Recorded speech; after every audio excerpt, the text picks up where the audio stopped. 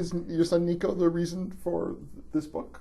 Yes, very much so. I think if he hadn't been born, I probably would have carried on with my very romantic view of what was happening in food in Rome, or that food just carried on in the traditional way in Italy. I might have noticed, some inconsistencies, some bad foods and things, but it was really having a child that I saw that adults ate one way and children were really starting to eat a very different way from the adults, with more packaged foods, more processed foods, and certainly the fast food is being marketed directly at children as well. The Italians, they are the quintessential foodies. They are the food nation. They are obsessed with food, that's certainly true. And people talk about food constantly and talk about the freshness. And in fact, one of the things I love about going to the market is that I'll go up to the market, I'm doing my shopping, and there will be people standing there, men and women, and they're all talking. You would think it was lyric poetry that they were reciting about the broccoli and the cabbages, and that they are so good, they're so tender, and you have to try them this way and that way. And it's been great for me building up my language skills as well. My food vocabulary is pretty good now. But I love the way that they talk about it endlessly. And it's about very simple food, very simply prepared. It's not, here I often see that there are a lot of ingredients in one dish. There's often 3. If you have 4 or 5, you're getting really fancy. And, you have to think about that. So often it's things like, the tomatoes, look at them, they're so fresh, they're just coming in. And all you have to do is chop them up, put them in a pan, some olive oil, a little bit of salt, and there you are. And it's true. It's really good. They're really good. So I love that they talk about food, and I love that they care about food. And they do care about food. And yet I still see that there is a big there's something very industrial happening within the food culture. In Rome is where I know the best, but in all of Italy and in other parts of Europe as well. But I just see that it's being eroded a lot in terms of snacks. Snacking, even 10 years ago when I went there, you didn't see so many snack foods. And now you do see a lot of potato chips and things that you can just pop open quickly. And you see a lot more children, especially if they're on their own, if they're 11, 12 years old and going to school and home again by themselves. They make a little detour into the coffee bar and get some potato chips and eat it on the street while they're walking home. So that's a very new thing for them. That's a very different way from the way their parents would have lived. There is something highly addictive about that fat, sugar, salt combination. It is addictive, I agree.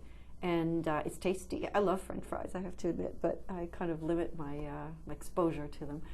But I think it's all what's around you. I just walked through a food court, and it's funny because the smell of the food court brought back memories to me of when I used to work around here in this environment, and I would have to run down there and get something to eat. And I thought, wow, it's funny, it smells so different from when I walk through a street in Rome. Sometimes at lunchtime I can smell the tomato sauce cooking, because lots of people are using it as a base for other things. Now that's a whole different smell. So I think it's just whatever you're used to as well, to a certain extent. And really, I don't know if we have to really limit anything. We just have to be sensible about the fact that if you eat a huge amount of fat of any kind, if you ate a huge amount of olive oil, you would probably get very sick. So why would you want to do that? But if we eat really good foods, in Italy, for instance, if you can follow, people here don't have to follow an Italian diet, but so in Italy, if I follow what people eat, I'll get up, I'll have a little breakfast that can involve various things, some grains, some bread, or some fruit, and always a cappuccino, of course. And some days I'll have a pastry just because I want to. Then at lunch, I usually like to have a big salad at lunch, but I have lots of things in it, maybe some chicken left over from the night before, tons of vegetables. I love roasted vegetables in a salad. It's kind of a mishmash of whatever.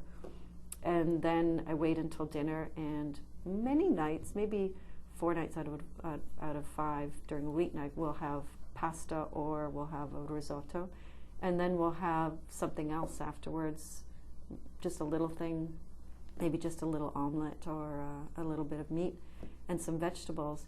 And it's a very easy routine to get into, and I don't feel deprived of anything because I liked everything that I've eaten, and I haven't felt like, I really want to have some chocolate cake. And if I wanted chocolate cake, I would say, okay, maybe on Sunday we'll have chocolate cake after dinner. So I don't think we have to decide, okay, now we're just going to eat grains and greens and that's it. You know, the days of French fries and sweet things are gone. They don't have to be. They just have to be given a place in your diet. And you can have a place for anything. Even Italians actually love French fries, but they're quite careful about them. And people often eat them, you know, with fish on a Sunday afternoon at the beach. They'll order fish and salad and a bunch of greens and a little plate of French fries that everybody shares. Everybody has a few.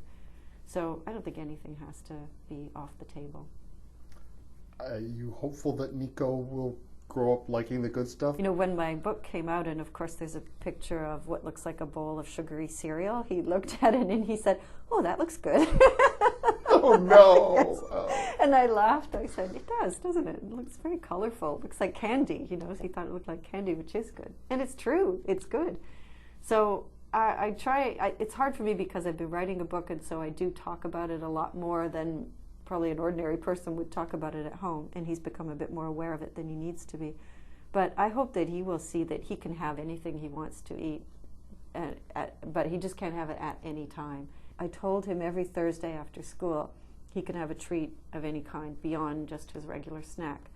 And so he chooses what he wants, but sometimes he wants a gelato, or sometimes he actually wants some fruit, or sometimes he wants a piece of chocolate. And it's not always something really junky, sometimes it is, but I don't say anything about it because it's his time to have whatever he wants. So I hope that maybe that will give him a structure so he feels like everything has its place and you don't have to, you know, binge on something because it's forbidden. But I don't know. I'll check back with you when he's a teenager. I'll let you know. The book is Outside the Box, Why Our Children Need Real Food, Not Food Products. I've been speaking with the author, Jeannie Marshall, and Outside the Box, published by Random House of Canada.